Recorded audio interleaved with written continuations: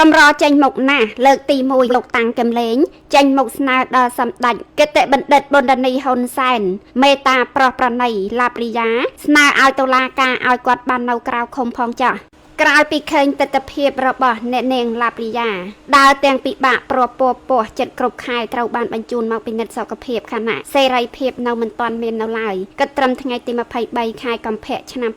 2026នេះព័ត៌មានផ្លូវការជំវិញស្ថានភាពលោកស្រីឡាបរិយាត្រូវបានលាតត្រដាងដើម្បីបញ្ចប់រាល់ពាក្យចចាមអារាមមិនពិតទាំងឡាយបច្ចុប្បន្នស្ថានភាពលោកស្រីនៅតែបន្តស្ថិតក្នុងពន្ធនាគារនៅឡើយមិនមែនត្រូវបានដោះលែងដោយព័ត៌មានបានចែកចាយកាលពីប៉ុន្មានថ្ងៃមុននោះទេក្រោយពីឃើញបែបនេះគេក៏បានឃើញអ្នកធ្វើកិច្ចការងារសង្គមដ៏សកម្មគឺលោកតាំងកំលេងដែលបង្ហាញអារម្មណ៍របស់ខ្លួនជាលើកទី1ហើយក្រោយពីឃើញស្ត្រីដែលពោះកូនភ្លោះម្នាក់ទ្រាំរស់នៅយ៉ាងលំបាកនៅក្នុងពន្ធនាគារលោកតាំងកំលេងបានចេញសារស្នើដល់សម្ដេចពុកបិតាសន្តិភាពដោយពោលពាក្យថានេះជាលើកទី1ដែលខ្ញុំបាទសូមក្តីអនុគ្រោះនិងស្នើសុំសម្ដេចគតិបណ្ឌិតប៊ុនរនីហ៊ុនសែនសូមសម្ដេចគតិបណ្ឌិតមេតាប្រោះប្រណីបងស្រីឡាបរិយាស្នើដល់តុលាការឲ្យបងបាននៅក្រៅឃុំផងចោះដើម្បីឲ្យបងស្រីបានថែទាំកូនក្នុងផ្ទៃ